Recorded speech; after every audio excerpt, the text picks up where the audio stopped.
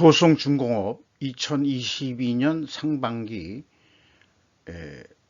사업 실적을 스루풋 회계로 분석을 해서 진행하도록 하겠습니다. 매출이 12.5% 증가했고요. 스루풋 영업 손실은 132%로 나타납니다. 하단에 나와 있는 내용 참조해 주시고요. 내용이 좋았다고 생각하시면 구독, 좋아요 부탁드리고 1.5배속을 보시면 편할 거라고 생각이 듭니다. 효성그룹이 발빠르게 반기보고서 숙제들을 일찍 공시를 해줬네요. 밑에 시간부터 올라온 시간대인데 효성화학, 효성첨단소재, 효성중공업, 효성ITC, 효성TNC, 그리고 지주회사인 효성이 맨 마지막에 이렇게 공시를 했습니다. 이 전체 내용을 분석을 한 다음에 느낌이 오는 것을 한마디로 말씀드리면은 미국의 공급사슬 서플라이 체인 리쇼링은 미중 관계의 관계 악화로 정치 외교적 수사를 하고 있지만 다른 측면으로 보면 그간 미국이 외주 처리했던 생각이 이제 잘못되었다는 것을 스루풋 사고방식으로 전환된 것으로 저는 해석하고 있습니다. 핵심 제약, 공정은 외주 처리를 해서 안 된다는 것을 미국이 뒤늦게 이제 깨달은 거죠. 현재 반도체를 그냥 상징적으로 그게 미국의 제약이 됐다, 이렇게 좀 판단할 수 있겠습니다. 이 중에서 효성중공업을 선택을 해서 분석을 했습니다. 주가를 보면은 65,800원으로서 전년말 58,300원보다 7,500원이 상승했습니다. 장부 가격 대비 59% 수준이고요. 그 다음에 5% 이상 주주가 효성이 32.52%, 조성렉시가 10.2%, 조현준씨가 5.8%, 외국인 지분율이 7.01인데 JP 모건이 눈에 띄고 있습니다. 매출은 12.5% 증가했으나 실질적으로 영업손실 165억 원이 났습니다. 매출은 1조 1,300억 원대로서 전년 동기보다 12.5%가 증가했습니다만은 매출에 비례하는 매출 재료비는 무려 38.4%나 크게 증가를 해서 스루풋은 1.7% 감소를 했고 스루풋 율로는 8.1%나 하락을 했습니다. 운영비용은 9.5%밖에 증가를 하지 않았습니다. 그 결과 TOE 생산성은 0.97로서 1 이하면 적자를 나타내게 되는데 마이너스 영업손실 165억 원이 되겠습니다. 그러나 원가회계 손익으로는 405억 원의 영업이익으로 그렇게 산출이 됩니다. 그래서 무려 차이가 571억 원이나 차이가 나는데 이것은 가공비 배부 재고자산이 크게 증가했고 또한 효성중공업은 미청구 공사 계정을 운영하고 있는데 이 미청구 공사 금액도 크게 증가를 했기 때문입니다. 그래서 재고자산 명세로 말씀드리면은 가공비 배부 재고자산이 643억 원 증가했고요. 그 다음에 미청구 공사가 500억 원이 증가를 했습니다. 원가 회계 패러다임은 가공비 배부 재고자산과 미청구 공사 증가란 굴레라고 제가 표현을 해봤습니다. 벗어나지 못하는 현실을 극명하게 보여주고 있습니다. 비용의 성격적 분류 내용을 말씀드리기 전에 이 효성은 제조업과 건설 사업 부문이 효성중공업은 가지고 있는데 건설 사업 부분은 다시 한번 분리해야 하지 않을까 이런 생각이 들고요. 제조업과 건설업은 상당히 이업적인데 ESG적 관점에서 전략적으로 달라야 할 거라고 생각이 듭니다.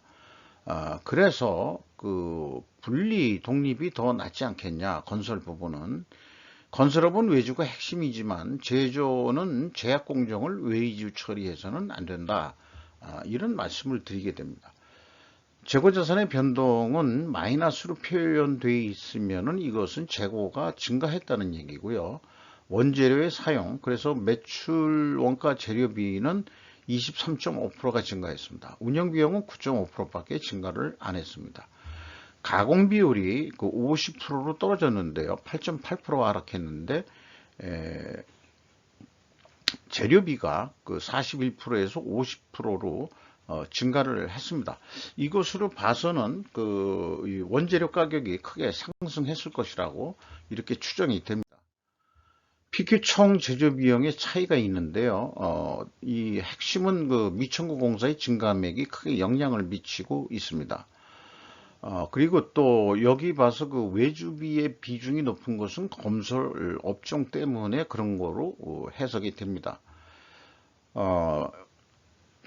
운영 비용에 있어서 인건비는 1696억 원이 집행이 돼서 전년보다 12.3% 증가했고요. 직원 수는 27명이 감소했습니다. 평균 임금은 상반기까지 5,400만 원으로서 연간 1억 800만 원으로 예상이 됩니다. 뭐 대기업 수준인 거죠. 그리고 외주비가 3,221억 원이 집행이 됐는데 9.1% 증가를 했습니다.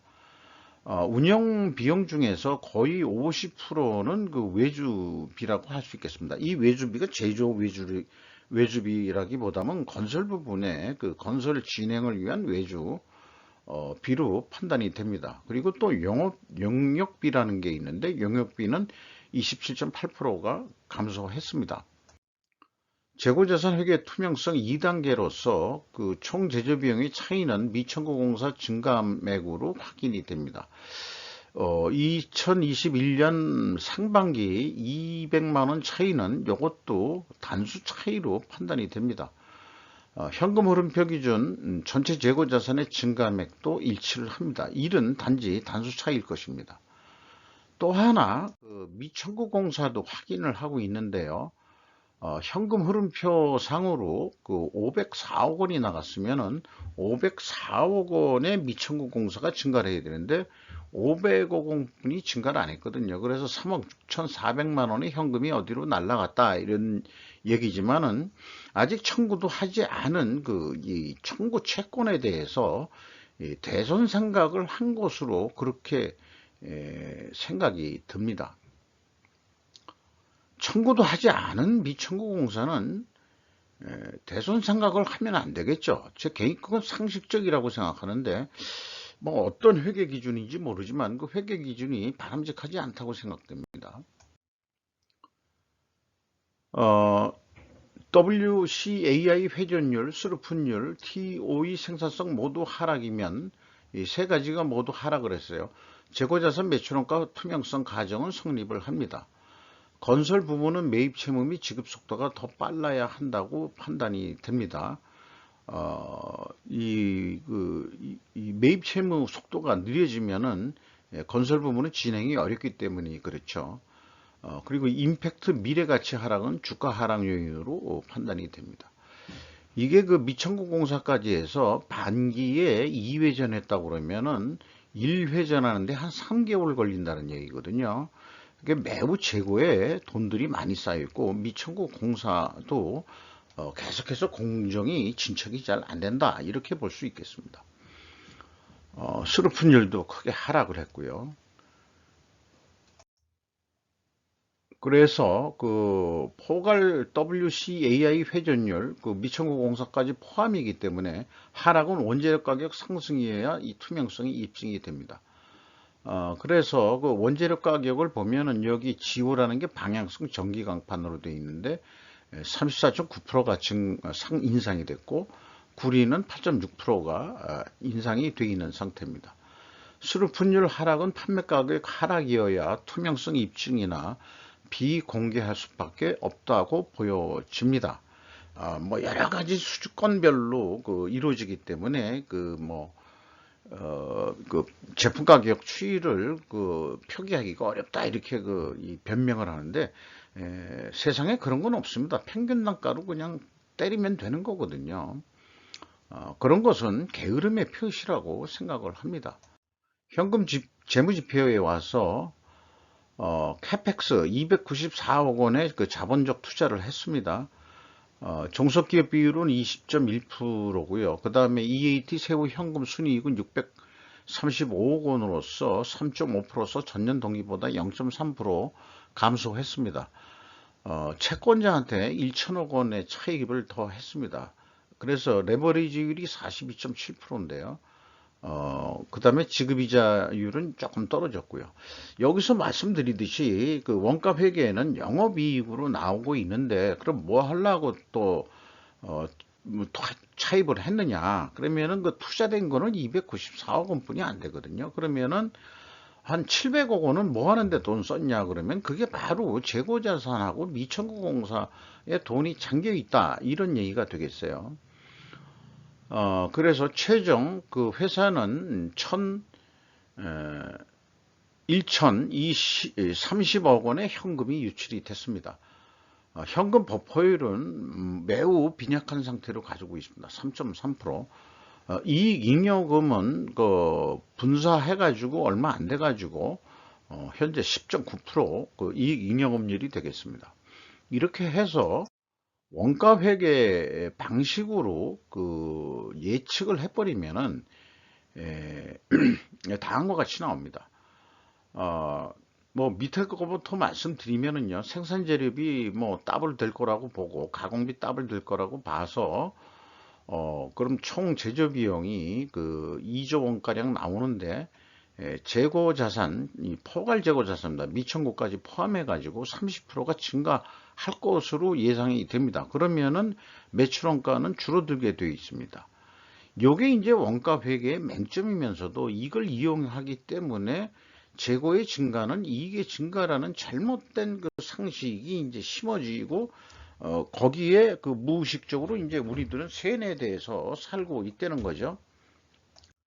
요거를 하나의 단품 납품이라고 비유를 해서 견적 가격을 그 239만 원을 냈는데, 그러면 한 8만 원 남는 거로 되어 있는데, 뭐든지 그 거래할 때는 깎으려고 그러죠. 그래서 230만 원에 계약이 됐다 그러면은 이익이 계획한 것보다 오히려 그 13만 6천 원으로 이익이 크게 나는 거로 되어 있어요. 그 원인을 보면은 재고가 30% 증가하면은 매출원가가 줄어들거든요. 그러니까 매출원가가 줄어드니까 목표이익보다 더 낮으니까 우리는 더 장사할 필요가 없겠네.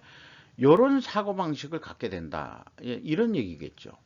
그래서 원가손익은 가공의 이익으로서 실적을 왜곡하고 있다. 이렇게 됩니다. 이렇게 그 계획을 세워야 될까요? 전혀 그렇지가 않을 겁니다.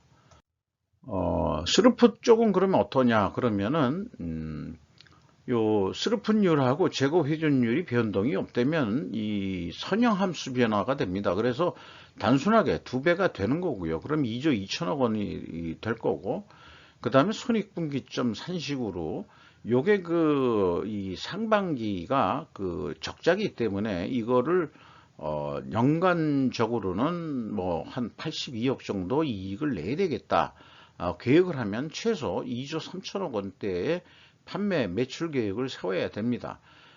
이런 경우는 그 손익분기점 방식으로 많이 나오는 금액으로 목표를 잡아야 될 것입니다. 그래서 이것도 그 단품 납품 계약이라고 봐서 이 2022년도 제한가는 뭐 부풀림 가격 없이 그대로 매출 재료비가 얼마 증가를 할 거고, 그 다음에 가공비도 증가를 할 거고, 판매 관리비도 더블이 될 거고, 그래서 그 예상 이익만 우리가 83억 원 하는 거로 하면은 2조 3천억 원의 견적을 낼 수밖에 없습니다. 그러면은 이제 계약이 2조 3천억으로 원가 회계 계약하고 똑같은 금액이 되는데, 이익은 적게 나오죠. 그러니까 재고가 그 하고 관계가 없기 때문에 그렇습니다. 그래서 최저가 제한은 좀 순진한 거고, 이 매출 재료비가 그대로 있는 상태에서 우리가 얼마나 더 그 비싸게 받아낼 거냐 하면은 아주 그 소심하게 매출 재료 비율이 42.7%인데 요거를 줄입니다. 그러면은 그 판매 가격이 올라가는 그런 방법이 있겠어요. 그래서 그 2조 3천 그 433억 원을 더 이걸 봐 100원 원 단위로 얘기하면 234만 3천 원짜리 견적으로 내보면은 어떻겠느냐. 그리고 그렇게 되면은 요게 이제 이쪽이 0.7% 감소하면 스르픈율은 0.7% 증가하는 거죠. 그러니까 마진율만 더 달라라고 계약을 좀 요구하는 거죠. 그렇게 했음에도 불구하고 230만 원의 계약이 됐으면 남는 게 5,300원 뿐이 안 된다면 우리가 이러려고 사업하는 건 아니지 않느냐라고 얘기를 해야 되겠죠.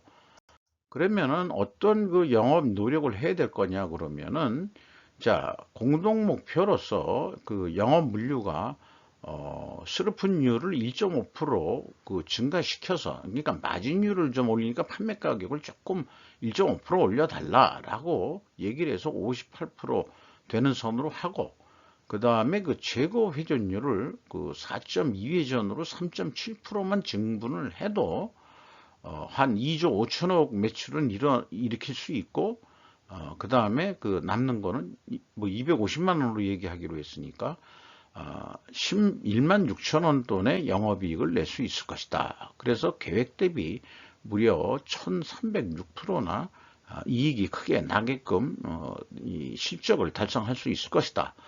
이렇게 계획을 세워볼 수 있겠습니다.